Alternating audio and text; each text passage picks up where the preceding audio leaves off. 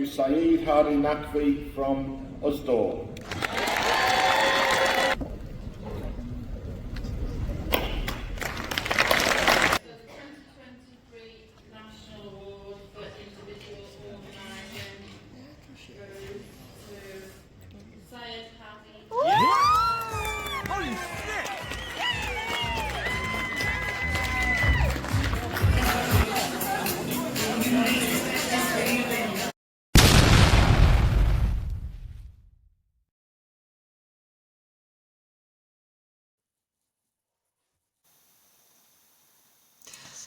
Hello everyone, it's me, Hadi Naqui here again with my podcast, and today I am really proud to have as part of my guests Ali Haydor.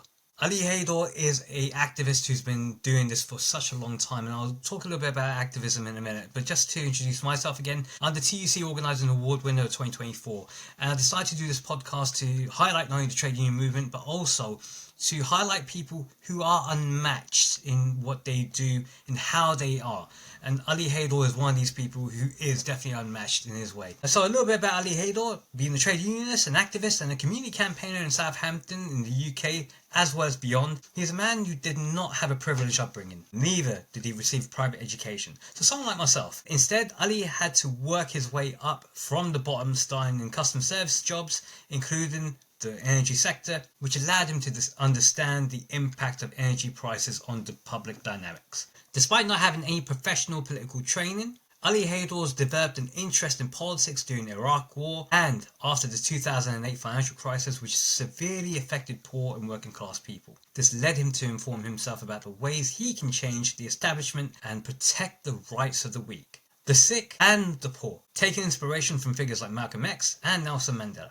Ali Haydor's focus is not only politics, he is also a union organiser as well as a father of three, showing passion and leadership beyond his work as representative. Additionally, Ali is a very keen gardener, providing insight into his daily routine and ability to manage his time effectively. Overall, Ali Haydor is an extraordinary individual who has set his example of resilience, determination and empathy towards underrepresented groups. His story serves as an inspiration to many who struggle to achieve their goals despite the circumstances. And it's very true. When I met Ali Haydor, I met him at the TUC Black Workers Conference in 2024, just before I won the TUC Organising Award. But I'd already won the Usdaw Individual Organising Award for that year. So I was really proud and honoured to be in that sort of dynamic with other trade unionists who came from an underrepresented background, and his passion definitely came through, and he even gave me the time of day.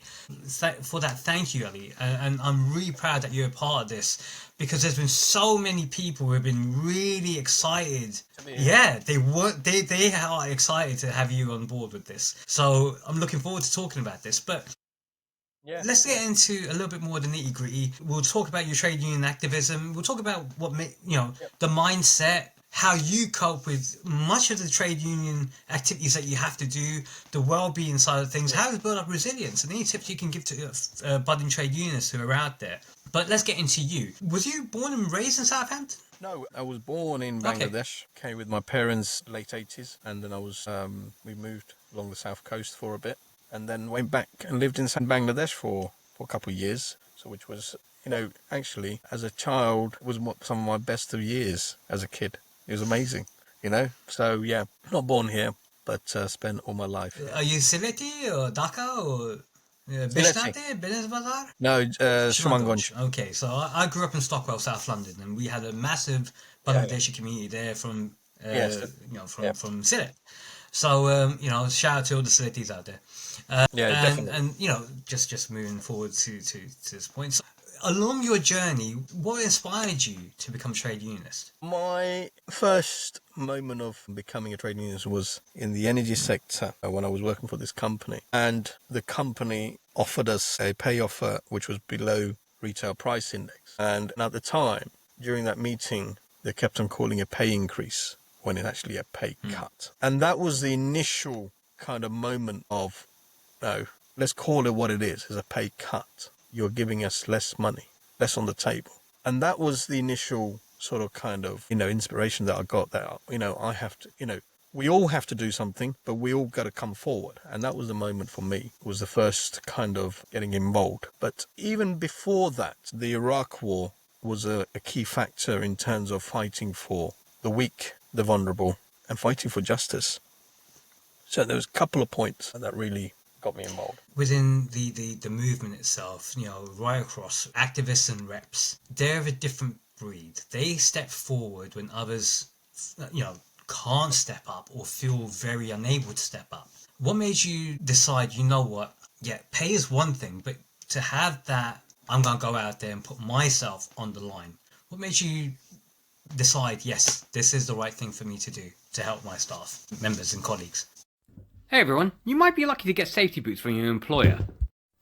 And these are absolutely fine to have, but guess what? They don't necessarily have the right supports and can leave you feeling aches and pains, especially in your arches at the end of the day, leading to fallen arches. So make sure you get some arch supports. These are useful.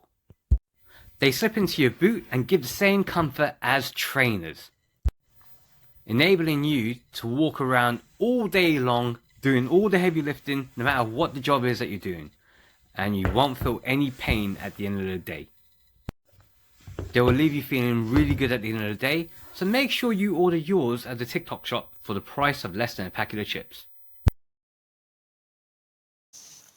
I think it was clear that we couldn't allow them just walk through without being challenged. And I believe that you always find in the room that one or two will challenge the establishment and the company and the hierarchy. And sometimes when for me, that moment was, okay, there isn't anybody else out there at the moment saying anything, but it doesn't mean they don't think what I'm thinking, but it may need, and that was the moment, and it was just like, no, not having this. And that was it. It was a moment of the will not to give in and not to give them an easy ride as such. Did you ever have any fears or concerns when you stepped up? At that time, I think that goes to when my dad passed away. And the reason I draw back, I will draw back a lot to my personal journey in life. So when my dad passed away, a lot of things during that journey, it just made me fearless. And from that moment in that meeting with the directors and there was other unions in there. There's two other unions involved in there. That was Unison was in there and GMB was in there. Even the union officers and organisers, they were drawing the line of the tone that the company would take, which was a pay increase when it was a pay. And there was nothing in my thoughts of mine what could happen to me.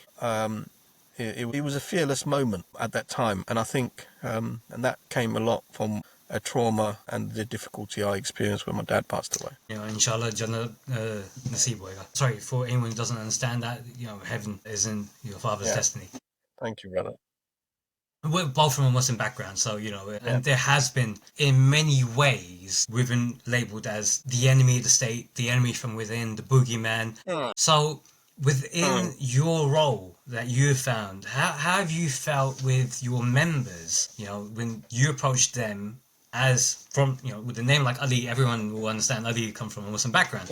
So how have you taken that? Do you know what?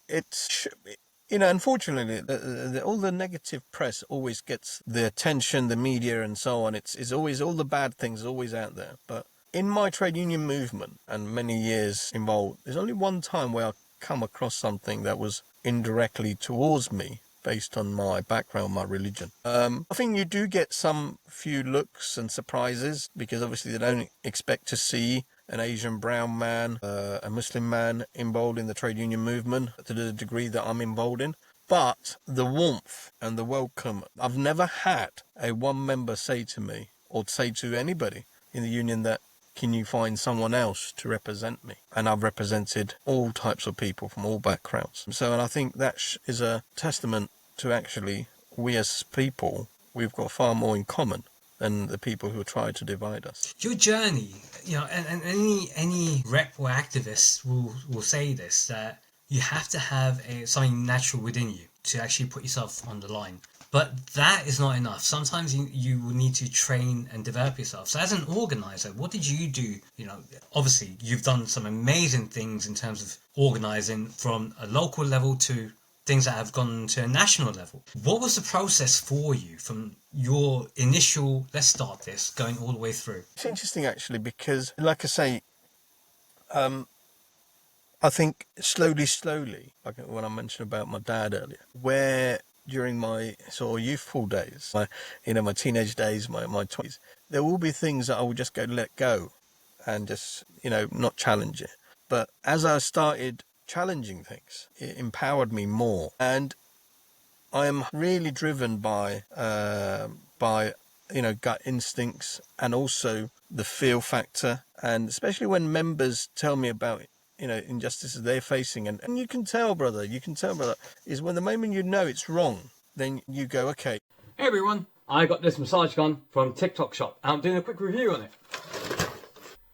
So you have the gun itself, 4 different heads, and they're all worth it. Easy to fit on heads, easy to turn on, and different settings. So whatever kind of job you do, warehouse, driving, if you're coming back from the gym, hard day at work, this is ideal. And easy interchangeable. Even massaging, different muscle groups, different settings. And if you put more pressure on it, it will put more pressure on the muscle too. And this is really good value for money. I got it from the TikTok shop and you won't regret it. Costs less than £20. Compared to Amazon, over 50. So get yours on the TikTok shop today.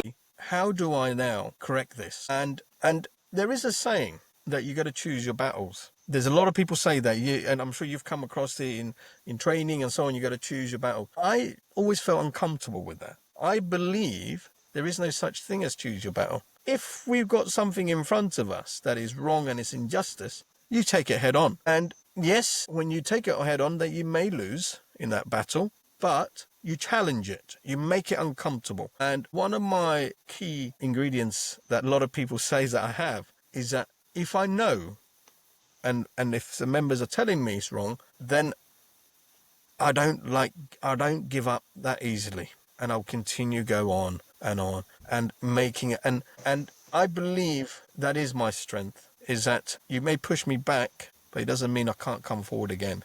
You push me back again, I'll come forward again. As long as I know that what I'm fighting for is the right cause.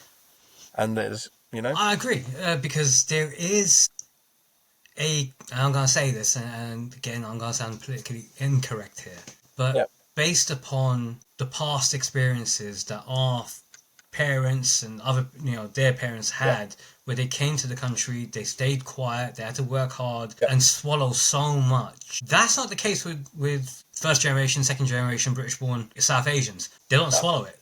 They understand it.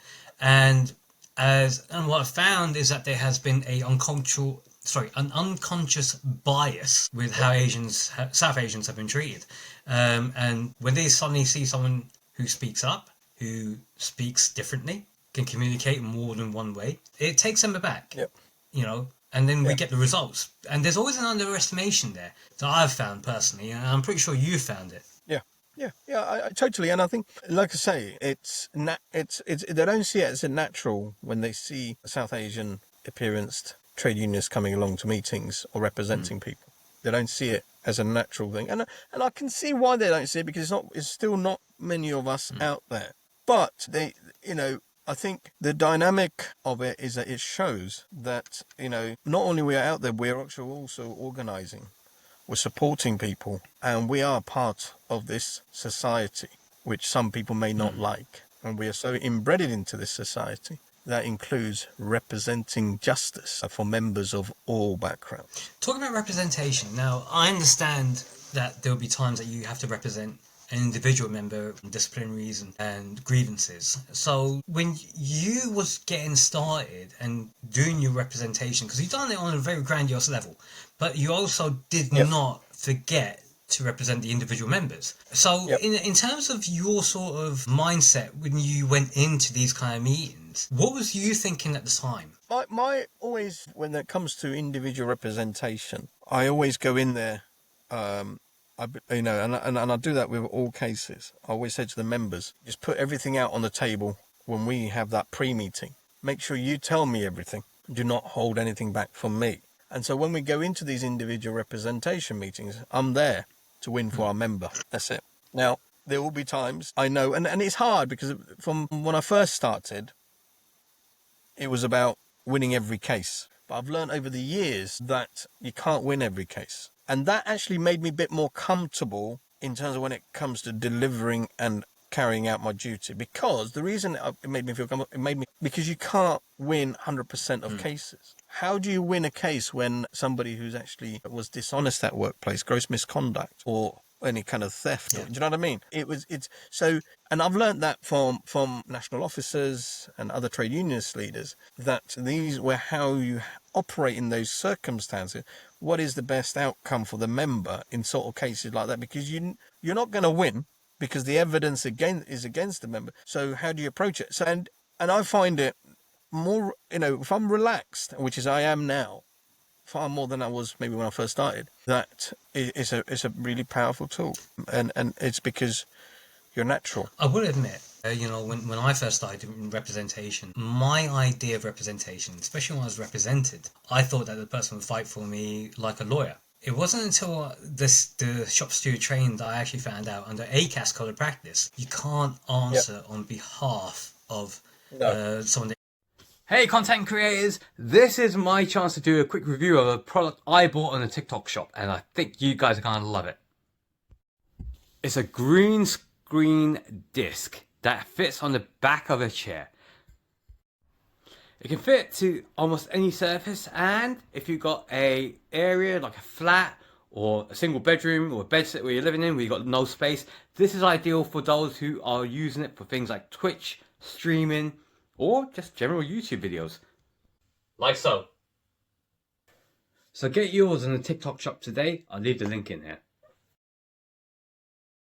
Representing. And that whole idea suddenly changed my mindset into how to actually set up, like what you said in the pre-meeting, set the agenda with the person that you're representing. Because a lot of the times there was a lot of misconceptions. I mean, what misconceptions did you encounter with individual members when you represented them? I mean, sometimes you find like sometimes members will hold certain things back, and then obviously when meetings then starts taking place, and then obviously you got the management, the HR starts mentioning things, it makes it a bit awkward, because the thing is, then you got to take you got to adjourn the meeting and say, well, look, hang on a minute, you didn't tell me this, you didn't tell me that. We got to go for a different approach now, I mean, just to give you an example, I had a case representing a TA a few weeks back, and the beautiful thing about this case was the member was straight front, honest with me, did not hold anything back, and I said, well, okay, so it's very clear, the evidence is against you, you've done wrong. Let's go with an honest approach and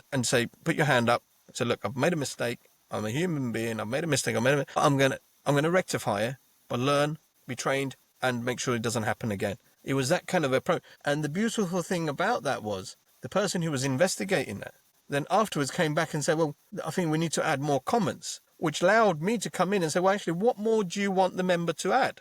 They've already admitted what they've done. They know they've done it wrong. They know they haven't followed the process in a way they should have. Now you say there's more to be answered. What more do you want them to answer? Do you want them to answer what the weather was that day, or do you know what I mean? And and it allowed me to be forceful, and came back.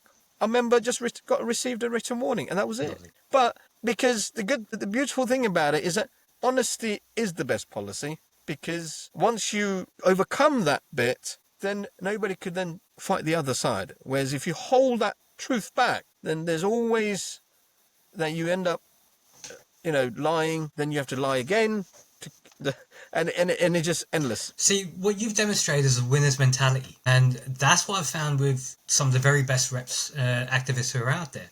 Is that yes, you know what, you may have done wrong, but let's see what's within the policy to help keep your job, to help minimize the impact of what you've done so that you can still continue working.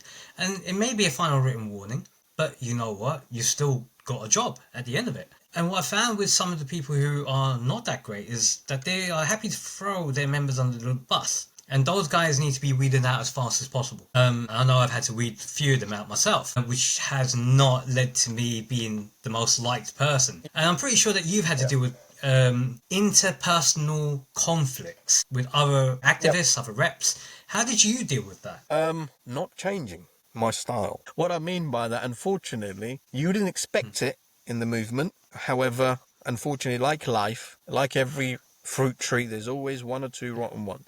But the most important thing is for you to be truthful to yourself. And also, I believe in this motto that if you're liked by everybody, then it means you're not doing something right. I strongly believe that. If everybody that is around you, they all love you, they like you, then I believe you're not doing something right. Because in order to get somewhere and achieve something or bring a change, you will need to speak and say some real uncomfortable things and make some uncomfortable changes. And that will automatically bring you some negative thoughts, negative people towards you, and negative people who will not like you. But but that's okay. It's natural, But I do believe that if you got every single person liking you, then something's not right. So when you have that sort of situation, you want to bring someone around to your way of thinking. Let's say you want to do a campaign. Yep. Let's say a Solicitors Day campaign, and you invite a solicitor from the union. They sit down with the members. They will do a half an hour consultation free of charge, that kind of thing. So I'm just letting the audience understand. The unions also offer this as well. And you've got someone who's adamant that no, we shouldn't be doing that. That's going to take up too much time. It's going to cause too much friction. How do you bring that sort of person along with you for the ride? I think it's to break it down. It's to break it down to understand, first of all, why we can't do it. Break it down in terms of what the journey, if we can, take this journey, how will it impact the member? How will it impact other workers? I also break it down the importance of justice, natural justice. And I always believe when somebody is not on your side at the time, is that kind of engagement based on honesty, but also trying to listen to their concerns and then break those concerns down basically to the dot and provide an alternative. There will be times, brother, there will be times where no matter what you say, they're just not going to buy into what you're saying. But that's okay. That's natural. But I believe, and it has served me well, that listening to people's concerns and then providing them alternative to those concerns and options through honest and examples most of the times wins them over. If you're listening out there and you're a rep or a trade union activist, this is very important. And I hope that you take it on board because interpersonal conflicts are always going to happen. And we're seeing this within the movement at the moment, that there has been a cultural shift from what they used to be historically, which was a very confrontational, antagonistic point of view, to now let's organize, mobilize, and empower people so that they can collaborate and, more importantly, work to get the same solution going. But there has been accusations from this that the unions have gone a little bit too much to the side of a company. Now, I don't agree with that. Because I think that right now it's still trying to find the sweet spot between the two. Because I've still seen unions decide, whether it's Equity or whether it's USDOR, if they need to, they will go in. Even the GMB had done, with ASDA, they won the equal pay deal. So these are, they still have the ability to go confrontational if they need to, but they've done it in the right way. How do you feel from your side? Because you've done it for many years. You're not a spring chicken. I hate to say this, but you've done it for many years. What have you seen as the overall change in terms of the mindset of the movement? I think the movement, first of all, I think the movement needs to be more towards its core values. What I mean by that, I think it needs to be a bit more radical, a bit more left than it is now. I think in terms of, I do believe in working with companies in terms of where we can achieve results for our members. There is importance that you can't fight 24/7 with companies because otherwise you're not going to get anywhere. So there will be times where, unfortunately, the impression that some people may get that actually, well, why is this union working too close with those companies, or maybe they're in the pockets or whatever. But actually, in reality, there are sometimes you have to work with companies, and there will be times where we may agree. Because at the end of the day, we also want the companies to succeed, because to create more jobs, so earnings for our members. So I do believe that long term, I think we need to be a bit more, far more left, a bit more radical, and I think because the fight out there needs to be a bit more, sometimes a bit more hardcore, I think. But like I say, it doesn't mean that the unions are not doing a great job at the moment, or they're just saying yes to companies. They're not saying yes to companies at all. Unions are doing unbelievable work and actually working closely with the members to achieve greater things in companies. And from this, because you've now, you talked about your political activism a little bit as well, because you know, this is a natural evolution that you become a member, and this is what I've seen as a story. You become a member of a trade union. That guy or girl decides that, hold on, something's not quite right here, and currently what I need to do is step up, becoming an activist. Becoming from an activist and supporting the union, they then become a representative to actually help their members. And from that, they have a hero element that goes behind them as well, that leads them to saying, okay, I've got to change things on a bigger level, which is politics. It seems to be like the natural evolution, and you've done that. That's been your story. You know, and where has it been like taking the trade unionist stance into the political arena? Now you're opening up.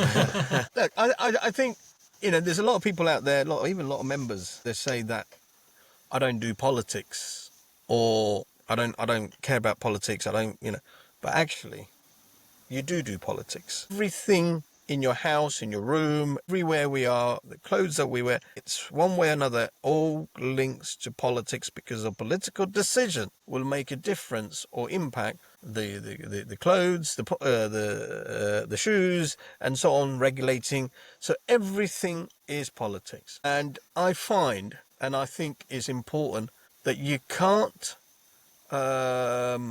you can't keep quiet or be away from politics, if that makes sense. And as a trade unionist, I believe that both the trade unionist movement and politics go hand to hand.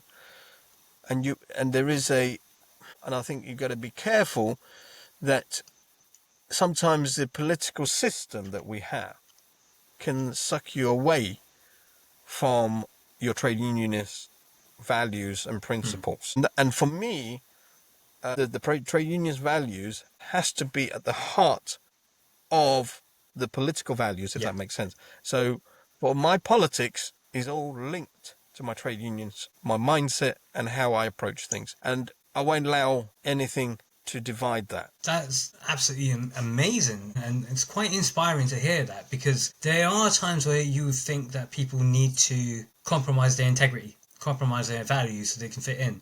But generally what I've found is that people who don't compromise their integrity and their values, like Councillor Martin Abrams, who's from the Labour Party, he actually got suspended because of his stance on the Gaza-Israel situation, came back after suspension, and he's still doing what he's doing. He didn't compromise on that side. He spoke up against it. And I think that is from the strength of coming from a trade unionist background. We do have a sense of there's a natural justice, and we've got to make sure that we go out there and showcase it. Yeah, and I think this is where... Hi everyone, I am doing a quick review today on I am eyeballing the TikTok shop. A shower head.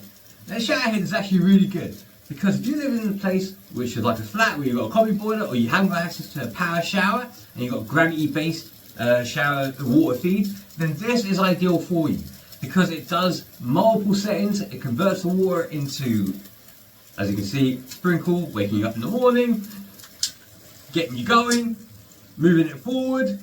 And if you had a hard day at work, or in the gym, or wherever, if you've been training hard, this is the massage setting, and it will make sure that you're reinvigorated. So, get yours on the TikTok shop today. Link is in there. And if you guys don't know how to do that, you all need to go back to school. So says, you know who.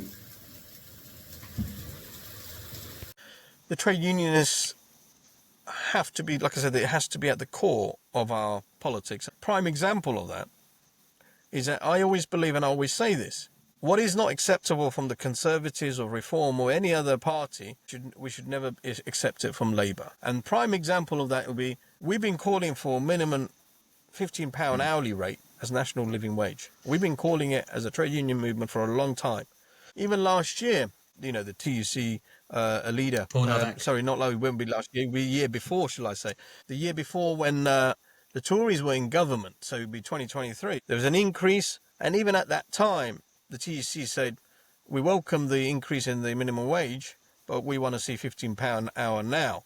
Then come last year, 2024, the Labour again increased the hourly rate, but there was no mention about £15 now. Now, the reality is, we want the £15 an hour now, and we should be able to, regardless who's in government, should be telling the Prime Minister and the Chancellor that we want the wages, minimum hourly rate going up, and we should be pushing the pressure on them. But, as a trade union movement at large, we're not applying the same pressure. And this is no accident. The reason we're not putting the same level of pressure, unfortunately, Labour is in government. And this is where I think the trade unions fall short, is that we're not applying a level of consistency to regardless who is in power, because obviously with our affiliation with Labour. End of the day, our members and our trade union movement needs to come first. And this is why, if your politics and your trade unionism is not linked together as one, then I'm afraid you lose the core value of your members' fight. And looking into, things like your social media posts which have been out there, you've done a great fight and won a lot of victories for your members. This is one of the types of members that you've dealt with have been from the self-employed side of things, where traditionally the mindset is trade union movements deal with employees, hence why it's called a trade union movement. But that's not necessarily the case. Self-employed people are parts of trades. A lot of trades out there, builders, drivers, those kind of things, they're from the self-employed side of things. What was the myths that you had to work hard to dispel to recruit self-employed people? Because that seems to be something that you're skilled at. Good question. I mean, the thing is, I think a lot of what you find, the culture of trade union movement is set for workplaces, and its organising and recruiting is set to turn up to workplaces, put your union stuff out there, and then you'll find workers there to recruit. But with self-employed workers, a lot of them, they don't have a set workplace. They are on the road. They're out delivering. They're carrying passengers. So one of the things is I had to change the recruitment, is to actually, instead of going to workplaces and allow the workers come to you, to your desk, actually, you have to go and find the workers, see where they are, coffee shops or, community halls, or either through the stations or the ranks or outside restaurants, and engage with them through that way. So it's a bit more of we being outside in a far more open arena than you would do in a normal workplace. And then trying to explain to these workers the advantage of joining a union, the collective voice, the representation side, because obviously a lot of trade union movement have been, as we say, it's been workplaces not geared up for self-employed. And as we see now, more and more work is becoming what we know as gig economy. Yeah, absolutely. We've seen that with actors. We've seen that with musicians. There's a musician union for musicians called the Musician Union. Equity, Beck2, these guys are still looking at the self-employed elements. And again, you look at people like Unite, GMB, where they will have elements there, and IWGB that represent delivery riders as well, who are self-employed. And it's quite fascinating seeing that there has been again, like I said before, a cultural shift. Because, like what you said, stewards, representatives, health and safety reps, they are all based within a workplace environment. But when you don't have a workplace environment and it is the actual road, or you're a freelancer, like with National Union of Journalists, most of them are freelancers. They work from home. What are you representing? How can you represent? Harassment still goes on, Discrimination still takes place. And you must have faced a lot of discrimination cases or harassment cases over the years.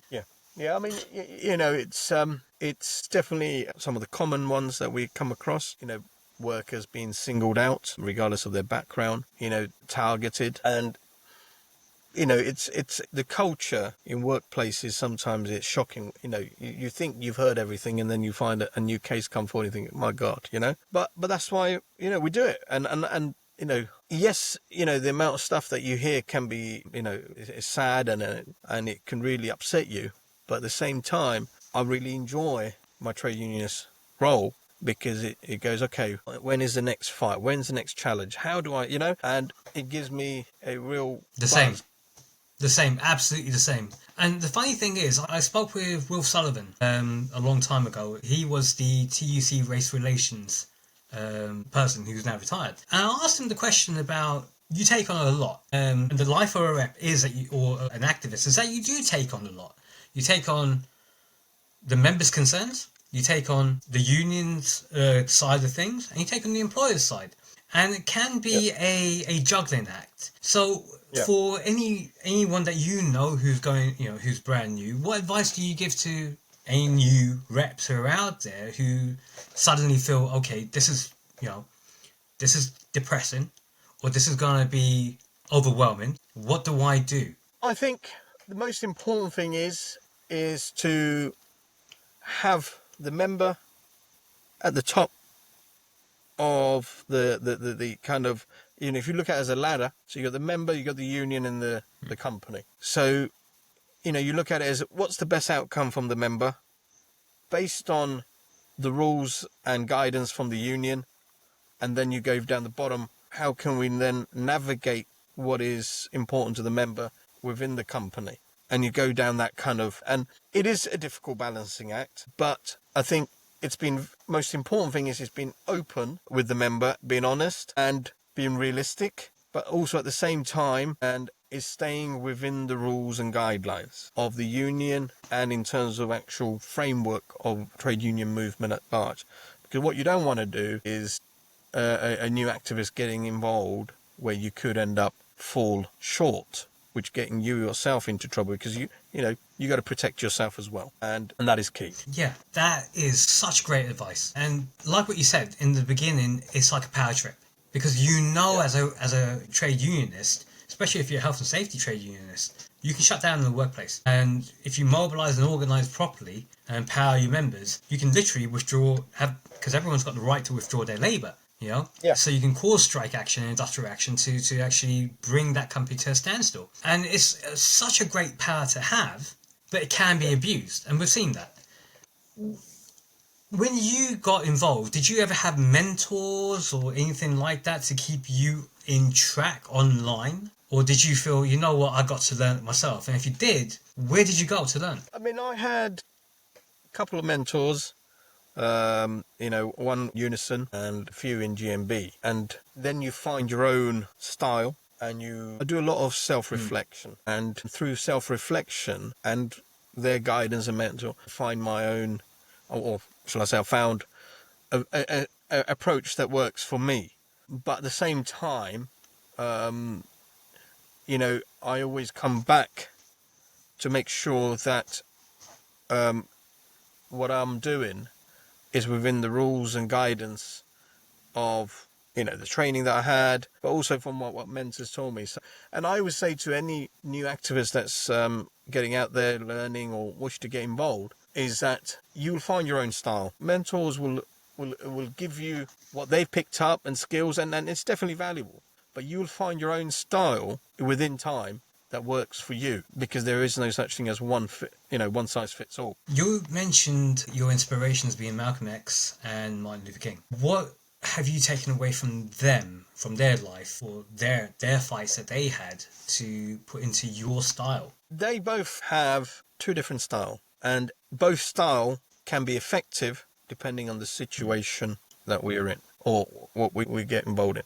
So you got Martin Luther King is, I would say, less direct, less confrontational, a more softer approach, but sometimes you need that. Whereas Malcolm X is far more direct, at times can be very radical and ruthless in his style as he was, which can make people uncomfortable, really uncomfortable. So you've got two styles there. You got Martin Luther King approach is more softer, and you find that sometimes that's needed, whereas, Malcolm X is more confrontational, which makes people uncomfortable, and sometimes you have to make people uncomfortable. And I take those both styles and try apply it if and when it's required. And I would say based on what is happening at the moment with politics and racism and social injustice, and what's happening around the world, including in Gaza, I think there's a lot of things that Malcolm X said is fruiting now. Well, even Nelson Mandela, you mentioned him as well, and he was a great advocate of the Palestinian movement. And even now, Yeah. you know, I had a chance to speak with Walton Pentland, who's the director of organising Industrial, which is a global trade union. And I was very, very proud to have that interview with him as well, like I mean with yourself. And what he said was that South Africa, he's a South African too. He came from that anti-apartheid era to make sure that the trade union movement did hold up. And it's wonderful how we see it as a movement. We all fight for justice. Yes. Even in the UK, the Indians and Pakistanis who came before, the strikers in saris, as an example, that is really inspiring because these are little ladies. It is. It's do you know what? It's powerful. It's powerful because it's an identity. Sari is an identity of our culture, our heritage, our background. Sometimes, you know, just wearing the sari, our sisters and our mothers received hate and racism. And to see them wearing a sari and campaigning and marching is powerful. Oh, well, now it's the hijab, isn't it? You know, anyone who wears a hijab, and you go, and again, you know, thankfully we've come from a very strong background where that is the empowerment now. Before it used to be, you know, and I like the way how the right-wing media had tried to make it out to be a sign of oppression and all the rest of it. And the girls in the UK turned it into a sign of empowerment. You can't tell me what to do. I will do what I want to do. Yeah. I find that really amazing that is our thing. You know, from our lineage, saying this ours is in South Asians, you just look at what happened in the British Empire. It was brought down by Gandhi and Jinnah. That, in my mind, were the forerunners to what you saw with Malcolm X and Nelson Mandela and Martin Luther King. Because Gandhi had his way of doing things, Jinnah had his way of doing things, which is both on the front line, but also when they need to communicate behind the scenes and influence, they were able to do that. And I've seen that with your style. Your style has been to be able to communicate without losing integrity and compromising your integrity, to be able to put your side of the argument forward, which is unique. But more importantly, this is what the trade union movement used to be about, and still is. But that's my take on it. Now, I have taken up a lot of your time, and I know you're a very busy guy, and I do appreciate this because this has been happening. How long have we been trying to get this nailed down for? It's been like, what, 3-4 months? It's been weeks. You know, and you know, thank Allah it's happened, and I've been really proud to. No, I appreciate that. No, it's really good to be here and good to do this interview, and actually, you know, is to encourage others, because it's important that we get more and more activists, more people involved, and do you know what? It's what we do. And you know, some people like you know, that have an addiction in coffee or addiction in something else, but you know, my addiction is trade union movement. I really love my role, and like I say, I enjoy waking up and trying it. For me, it's a bit like a chess game. Yeah. You know, I mean, I love chess. I play chess quite a lot, and I love chess. And for me, it's like a chess game. Whether it's trying to fight for your members in a workplace, or you're trying to fight for people in a wider society, is how do you fight? How do you make the next move? And then trying to predict what the other's going to move like, what they're going to do. And it's an art, and it's an everyday struggle.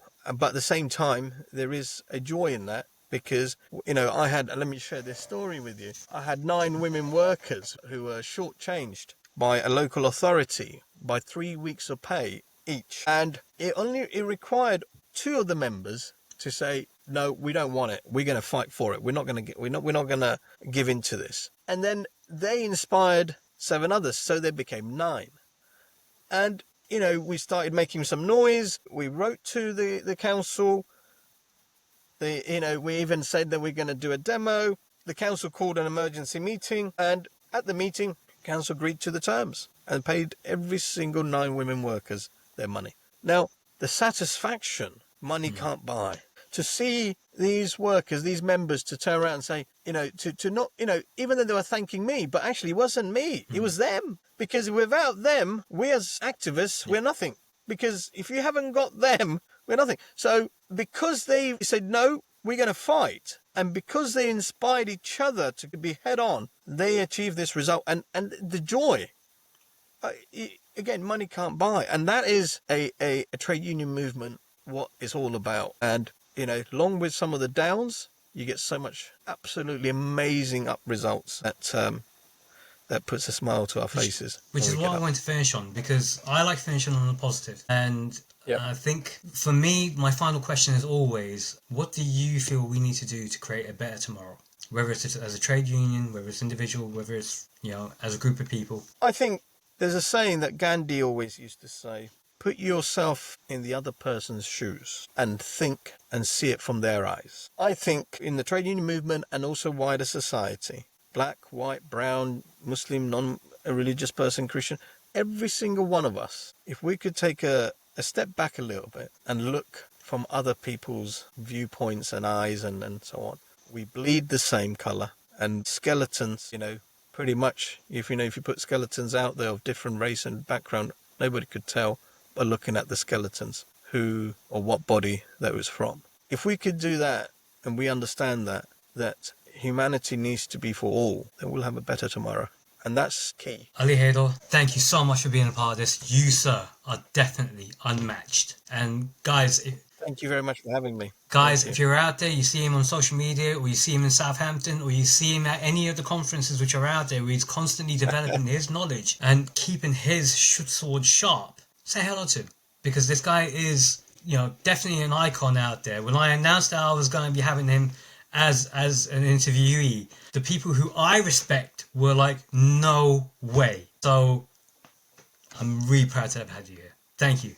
Thank you very much. All right, guys. Thank you very much. Remember, like, subscribe, share out. Join the trade union movement. If you need to be a member of the trade union, join your local trade union. And if you guys don't know how to do that, then you all need to go back to school. So says Hadi Naqui. Take care, guys.